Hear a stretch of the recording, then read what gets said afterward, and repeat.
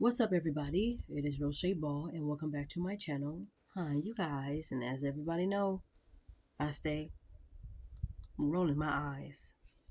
When I first started saying that, I didn't realize it rhymed, and then once I did, I'm thinking, okay, I'm keeping that, shoot. But I had to make sure that if anybody out there, and I think I said this in my video before, if anybody out there was like, I say hi, you guys, you can keep saying it. I'm gonna keep saying it. I actually got hi, you guys, from my mom's ex-boyfriend's sister. Every time we used to go over to my mom's boyfriend's house, his sister would be there, and every time his sister would see my sisters and myself, she would say, "Hi, you guys." Her name was Cassetta, so that's where I got "Hi, you guys" from. Just in case if somebody think I'm stealing, I gotta say that little disclaimer. Not that I care, but oh well, you gotta always kind of cover your own behind, but that's okay. We all say pretty much the same things. Welcome back to our channel. So it's, so I'm not tripping. But anyway, I was doing some talking to God today, this morning, and I thought I'd share this little bit. I had posted something on my Instagram story that said, disbelief and doubt are the two most notorious killers of dreams.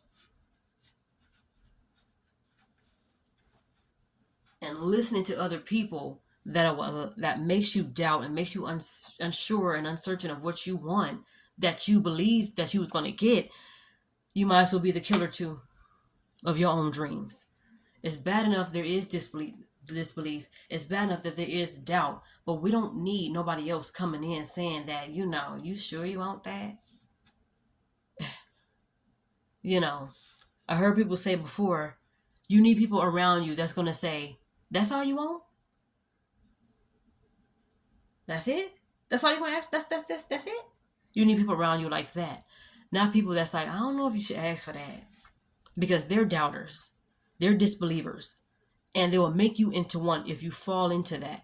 So I thought I'd share that with y'all in case some of y'all don't follow me on my Instagram at Israel Shea Ball, y'all. But if you don't, that's okay. I understand everybody got their own life. Everybody's busy doing their own content, doing their own stuff, living life, whatever. Even off of social media. Okay, that's the best life to live is off of social media. Because everybody ain't got to know what you're doing, okay? So I thought I'd share that.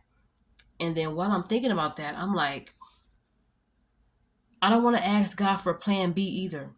Well, Lord, just in case if I don't get this husband, then this is the kind of husband. Because I thought about that earlier this week. I'm thinking, nope, nope. I want to believe God to the point where everything I asked for the first time, everybody I asked to be in my life the first time, I'm going to believe God that I'm going to get that the first time, that very first thing.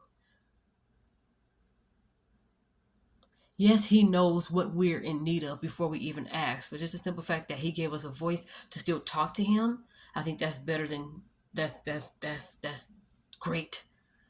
I like this pattern on my braid. But anyway, I feel like let me not be the killer of my own dream and the doubter of my own dream and start believing. It's a song by Kirk Franklin called Help Me Believe. And I'm listening to that in and out over and over again, on and off. And that song is pretty much saying, just give me a sign. Help me to believe because, and then it says, just give me a sign so, because I don't feel you right now. And then Kirk says, but if you choose not to, help me believe anyway. If you choose not to give me a sign that you're there, because I don't feel you like I should, can you at least still help me believe in God? Period. And I'm listening to that. I'm thinking, Lord, I don't know about this because I was still in the physical mind of because I don't see it, I don't believe it, and if because it's not happening on my own timeline, I don't believe it. But for a couple of days, I've been scrolling through my Instagram and seeing stories and seeing people post things like, "Whatever you lost, God is going to restore you as if it never happened," and trust God's process and God's timing is better than yours, and who God has for you. And those are I think that's God speaking to me. He can speak to us in the littlest forms of whatever. It could be our animal coming to us meowing in our face whenever we're about to believe, and then all of a sudden we stop it. It could be any little thing. Oh my gosh. It could be any little thing. You know, I just feel like I just don't want to be the killer of my own dream, y'all. I really don't. It's so easy to do that because of what I don't see physically. I'm looking for things physically, and that's why I can't find it. I have to see it spiritually first. And of course, I had somebody come back into my life. Well, had the door open. That's why they came in. Um, Mister came back into my life, and because he's going through what he's going through, dealing with, unfortunately, stage 4 colon cancer, he started saying things like, you know, it wasn't God that got you that job. It was you getting up off of your behind looking for that job, and that's how you got it. I mean, but yeah. But at the same time, God could have said, withhold this. Like, I want Tiffany to have this. And as soon as I found that job, maybe God was holding it for me. So I'm not going to not give him credit. God did give me a job. Yes, I had to look it up on the internet, and I had to go to the interview. I had to take the test. I had to, get all kinds of background checks and all kind of other stuff. I had to go to the interview and all of that. But guess what? God still reserved things for us. We just have to go and get it. Like somebody has said, God has already blessed you with your heart's desires and what you need. You just have to keep going down that straight and narrow path until you run into it. Yes, you're going to be distracted. Yes, you're going to feel like giving up when you fall. Some people stay there. Yes, sometimes you take your own detours, and you may have to take detours that God has for you. You may have to go all the way back just to go all the way forward again, just to get that. It's like you just never know what the setback is, and you never know what the obstacles are. Just keep going. I had also wrote this one time on Instagram. It's okay to take a break. Smell the roses while you're at it, but don't forget to keep going. And that was a note to myself. That was a note to myself. I was getting ready to give up on a husband, a children, everything because I was pretty much wanting God to bless me with it on my timeline. When they say that God, our ways are not God's ways and our thoughts are not his thoughts, his timing is not like ours. Because we expect to get it. Like I used to always tell myself, I want to be married before I think I said, did I say 25? I don't remember what age I was, but it was, I'm 39 now, so I definitely wasn't saying it, I want to be married with children by 39. I think I was saying, oh yeah, I used to say things too, like if I don't have it by 40, I don't want it. And I must be 40 next year. If I don't have it by then, I don't want it. But then I'm thinking, no, I'm not being fair to myself. These are my desires. And I heard preachers say things like God wants you to have a desire for these things because he wants you to have a desire to be a mom because maybe that very baby or that very seed that you're carrying right now is going to be God is just going to use him and all kind of other stuff. So I've heard things like that, and then it's just like I want to start desiring what I wanted over and over again, even if I have to start from scratch. I used to always say I want to be married and I want to be a wife, but now I'm being a little more specific. Now I'm saying who. Now I'm saying how many kids. Now I'm saying whether I want it to be a boy or a girl, all girls or all boys. Now I'm specific, but I want to make sure that the very desires of my heart aligns with God's will. I want to make sure that my motives and my intentions behind what I want aligns with God's will. That is the most critical, vital, important. You can't miss this thing when it comes to asking God for what we want. We go to him and ask him for our heart's desires. We have to wait on him. It has to be his time. It's kind of like when you keep asking your mom, Mom, can I get some fruit snacks? She says, wait. Okay. We see that the fruit snacks is there. We can't get it ourselves because if we do, we get in trouble. And that's going to be it. No more fruit snacks. Right? For some people. And then it's like, okay, she told me to wait, but maybe she forgot, so I'm going to go ask her again. Mom, can I get some fruit snacks? I said, wait. So I'm learning how to, when I ask God for things, or when I pray about things, rather, when I pray about things, I have to wait. I have to be patient. I'm talking to two guys right now, and I told one of them I just started talking to this morning. Well, yesterday, but then yesterday I was talking to one of the guys, and I told him, I said, I don't want no distractions. And we still continue to talk, and now he's referring to me as his friend. I'm making just as long as you know. I'm waiting on God to finally write my love story. And I believe that everything I've lost, He's going to restore it. Whether He sends somebody to do that or whether I'm going to have to just work harder to gain it all back through God.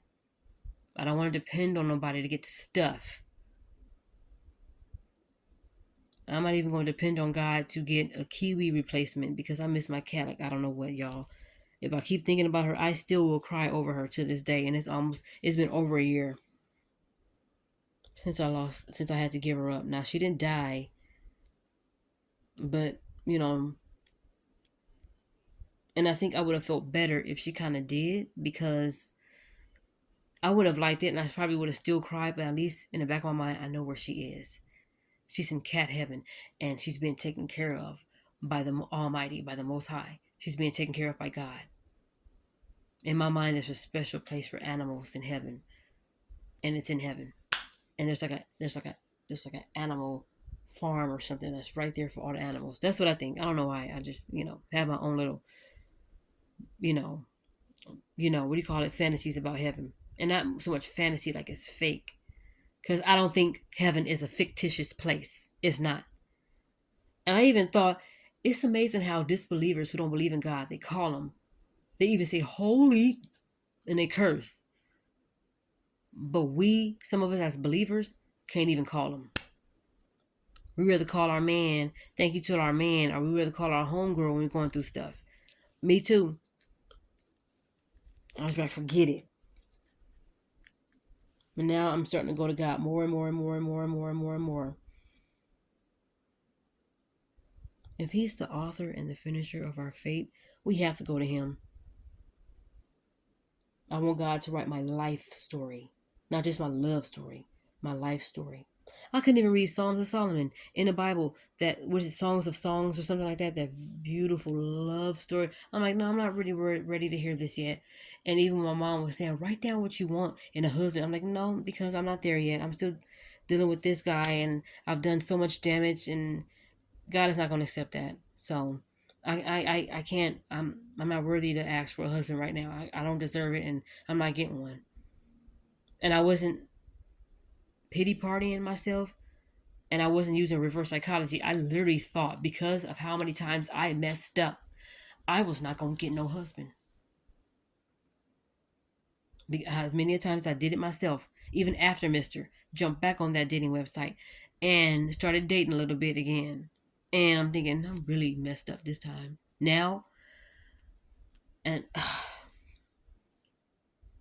I just want God to do everything. So I just thought I'd come on here and share that with y'all. I'm not a perfect person. We don't see no holes. You don't see where the crown of thorns was. I'm not a perfect person by nothing. But I do every day. And some things I still try every day. And right now I need to be focused on my focus. And that's not a husband right now. He already heard me put my bid in. He already heard me put my order in. Now I gotta wait and be patient at that. That's another word that I thought was killer dealer. I'm still struggling with that word, patience. But anyway, I hope everybody is having a great Sunday morning. Whether you're going to church, whether you do your devotions at home, whatever it is, God is everywhere. And don't let nobody tell you you're not going to get blessed if you don't go to a building, if you don't go to church. There are more people outside the church that need more help than people inside. Now, we already know people inside the church need help, okay? Especially those elders, church peoples. There's a difference between church people and the people of God. But I don't want to judge. Ain't nothing wrong with going to a church. But just remember, there are people that need help outside the church. And there's a calling for you that you may have to seek outside the church. I'm just saying, I don't know if that makes any sense, but have a great Sunday. I got to prepare for work. My fall break was amazing. I got the rest that I wanted. Besides these cramps. But all is great. All right, y'all. See you on the next video.